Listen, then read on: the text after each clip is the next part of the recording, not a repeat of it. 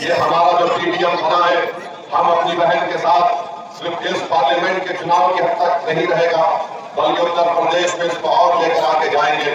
वो कह रहे हैं कि India alliance PDA Bharatiya Janata party को हराएगा और हम लड़ाई संविधान बचाने की कर रहे हैं। अच्छा, आप भारतीय ये हमारा जो पीडीएम बना है, हम अपनी बहन के साथ सिर्फ इस पार्लियामेंट के चुनाव की हद तक नहीं रहेगा, बल्कि उत्तर प्रदेश में इसको और लेकर आके जाएंगे। तो आप में बताना जरूरी समझते हैं कि समाजवादी तो नाम लेती है सामाजिक न्याय का, मगर जब सामाजिक न्याय की बात अखिलेश यादव करते हैं तो कभी उनकी जबान से लफ्ज मुसलमान नहीं निकलता। मैं शुक्रगुजार हूँ हमारी बहन पल्लवी पटेल का कि उन्होंने कहा कि मैं लफ्ज मुसलमान इस्तेमाल करूंगी, और उन्होंने कहा कि पीडीएम में एम का मतलब मुसलमान होगा। और आज आप देखते हैं कि जिस बेबाकी के साथ वो इस काज को लेकर आगे बढ़ रही है, हम भी उनके साथ खड़े हैं। और हमारी भी कोशिश ये है कि उत्तर प्रदेश में सही मानों में पिछड़ों को उनका हिस्सा मिले, दलितों को।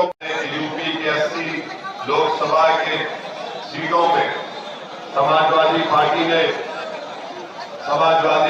ने 4 मुसलमानों को टिकट दिया और अपने परिवार से 8 लोगों को उन्होंने इलेक्शन लड़ने का मौका दिया है।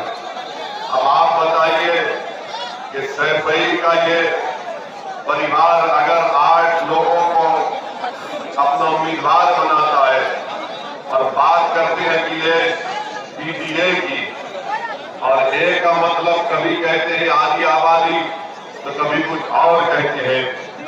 थाली में बैठे हुए चक्के की बात तो करी, अब चक्के की बात करो।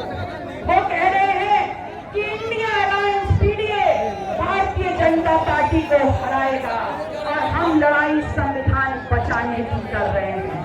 अच्छा, आप भारतीय जनता पार्टी को हराएंगे और आप पिछड़ा दलित मुसलमान की लड़ाई लड़ रहे हैं, संविधान को बचाने की लड़ाई लड़ रहे हैं।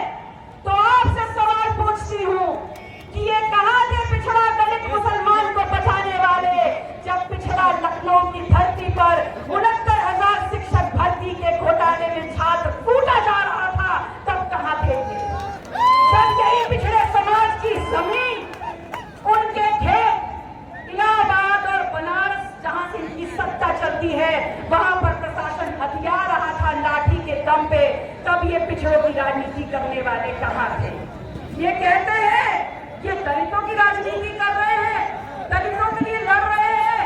तो जवाब है कि जब इसी कौशाम्बी में दिन दहाड़े 3 दलित एक ही परिवार के गोली से उड़ा दिए गए थे, तब ये अपने एसी कमरों में दबे हुए क्या कर रहे थे? क्यों नहीं आए यहाँ पर उनका साथ देने के लिए? और तो और ये तब कहाँ थे जब इसी 75 साल की आजादी वाले देश में एक दलित के सर से पेशाब कर दी गई थी और दलित की राजनीति करने वाले ये लोग एसी कमरों में खिड़की बंद किए बैठे थे।